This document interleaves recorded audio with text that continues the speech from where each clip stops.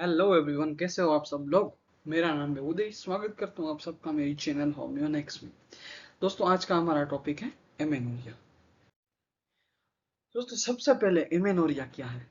Amenorrhoea means absence of menstruation.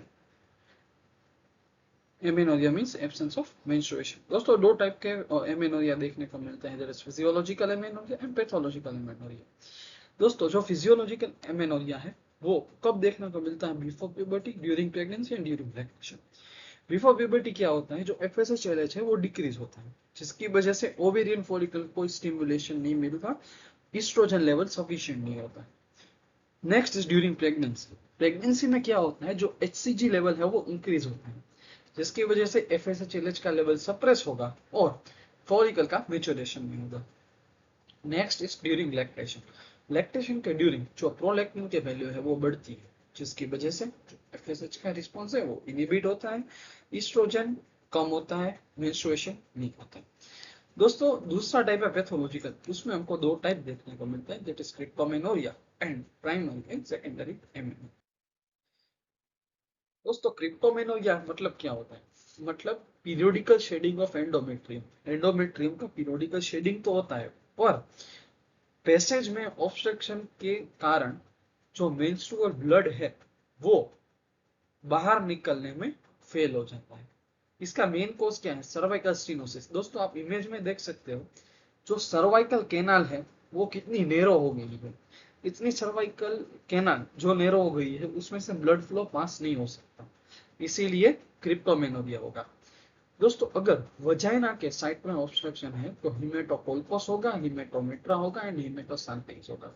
हिमेटो means related to blood, colpos means vagina, accumulation blood of vagina, accumulation of blood in uterine cavity, that is hematometra, and accumulation of blood in fallopian tube, that is hematosalpinx। दोस्तों, अगर cervical site में अगर obstruction होगा तो हिमेटोमेट्रा होगा and हिमेटोसाल्पिंक्स होगा। दोस्तों, अभी हम बात करते हैं प्राइमरी एमेनोरिया। प्राइमरी एमेनोरिया का हमको यहाँ पे दो डेफिनेशन या आप कह सकते हो दो क्राइटेरिया देखने को मिलता है। सबसे पहला क्राइटेरिया है by the age of 16 year. आपके क्लिनिक में अगर कोई 16 साल की लड़की आई और उसने अभी तक मेंस्ट्रुएशन की हिस्ट्री नहीं है, मतलब मेंस्ट्रुएशन नहीं हुआ है, तो हम उसको प्राइमरी एमेनोरिया कंसीडर कर सकते हैं।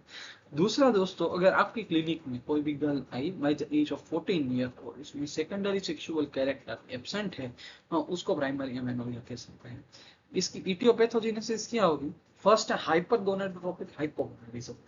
अभी हाइपरगोनेडोट्रोपिक समझने से पहले हम हाइपोगोनेडिज्म को समझते हैं। हाइपोगोनेडिज्म मतलब जो गोनेड्स हैं वो एफएसएच और एलएच के लेवल को टॉलरेट करने में और उसको रिस्पॉन्ड करने में फेल हो जाते हैं, जिसकी वजह से हाइपो ईस्ट्रोजेनिक स्टेट आती है, जिसकी वजह से मेंसेस नहीं आती। अभी जो गोनेड्स है वो एफएसएचएलएच का रिस्पॉन्ड करने में फेल हो गया तो क्या होता है? पिट्यूटरी में नेगेटिव फीडबैक मैकेनिज्म आएगा, जिसकी वजह से एफएसएच एंड एलएच की वैल्यू है वो बढ़ जाएगी। उसका कॉज क्या है? Resistant ovarian syndrome and primary ovarian failure. दोनों में एक ही डिफरेंस है कि जो रेजिस्टेंट ओवेरियन सिंड्रोम है उसमें जो रिसेप्टर होते हैं ओवरिन सरफेस पे वो डिफेक्टिव होते हैं, जिसकी वजह से एफएसएचएलएच को रिस्पॉन्ड नहीं कर पाते। प्राइमरी ओवेरियन फेलियर में पूरी ओवरी ही फेल हो जाती है to respond FSH LH. Next is developmental defect. Developmental defect में मुलेरियन एजिनेसिस। आप जैसे इमेज में देख सकते हो कि जो ओवरीज है उसमें नॉर्मल प्रेजेंस ऑफ ओवरी पर absence of uterus tube and vagina. अगर यूट्रस ही एब्सेंट रहेगा तो शेडिंग नहीं होगी, जिसकी वजह से मेंसेस नहीं आएंगे। अगर वजाइना ही एब्सेंस या फिर वजाइना में कोई डिफेक्ट आएगा जिसकी वजह से ब्लड फ्लो का ऑब्स्ट्रक्शन होगा तो एमएन। Next is hypogonadotropic hypogonadism. इसमें गोनेड्स की एक्टिविटी भी कम होती है एफएसएचएलएच को रिस्पॉन्ड करने में और एफएसएचएलएच की वैल्यू भी कम होती है। इसका कोस क्या है? डिलेड प्यूबर्टी और कालमन सिंड्रोम। कालमन सिंड्रोम में क्या होता है? जीएनआरएच का सिक्रीशन है वो इनएडिक्वेट होता है, जिसकी वजह से एफएसएचएलएच में कम वैल्यू देखने को मिलती है। Next is abnormal chromosome. उसमें हम टर्नल सिंड्रोम, ये जो इमेज है वो भी टर्नल सिंड्रोम की है। उसमें क्या होता है? एक एक्स क्रोमोसोम मिसिंग होता है, जिसकी वजह से ओवरी का डेवलपमेंट में डिफेक्ट आता है, जिसकी वजह से ओवरीज में फाइबरस स्ट्रिक्स आ जाता है, ईस्ट्रोजन कम सीक्रेट होता है और एमेनोरिया हो जाता है। Next is investigation. इन्वेस्टिगेशन कब स्टार्ट करवाना, जब मैंने आपको क्राइटेरिया बताया था वो 16 और 14 ईयर का। इन्वेस्टिगेशन में क्या करेंगे, USG CT scan of pelvis and FSH LH TSH and product. दोस्तों नेक्स्ट है सेकेंडरी एमेनोरिया। मतलब मेंस्ट्रुएशन तो इस्टेब्लिश हो गया है, मेनार्की तो आ गई है, पर 6 मंथ से यंग गर्ल ने कोई भी मेंस्ट्रुएशन नहीं किया, उसको हम कहते हैं सेकेंडरी एमेनोरिया। इटियोलॉजी में क्या है, कालमन सिंड्रोम, जैसे मैंने प्राइमरी एमेनोरिया में बताया वही।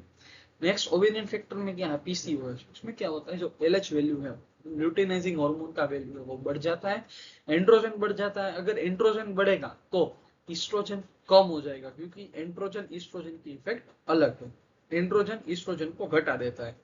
Next is hyper estrogenic state. ऐसा कब होगा, ईस्ट्रोजन बढ़ जाएगा, एलएच सर्ज नहीं होगा तो ओव्यूलेशन नहीं होगा, तो एमेनोरिया होगा। Androgen excess, increase androgen, decrease estrogen, no menses. Hypoestrogenic state, decrease estrogen, amenorrhea. दोस्तों ये था आज का हमारा टॉपिक। Thank you. अगर आप लोगों को ये पसंद आया हो वीडियो तो प्लीज लाइक शेयर सब्सक्राइब। अगर आपको ये मेरी हैंड रिटन नोट्स की पीडीएफ चाहिए तो मेरा व्हाट्सएप चैनल पे ये मिलेगी, जिसकी लिंक मैं कमेंट सेक्शन में ऐड कर दूंगा। Thank you so much, have a nice day.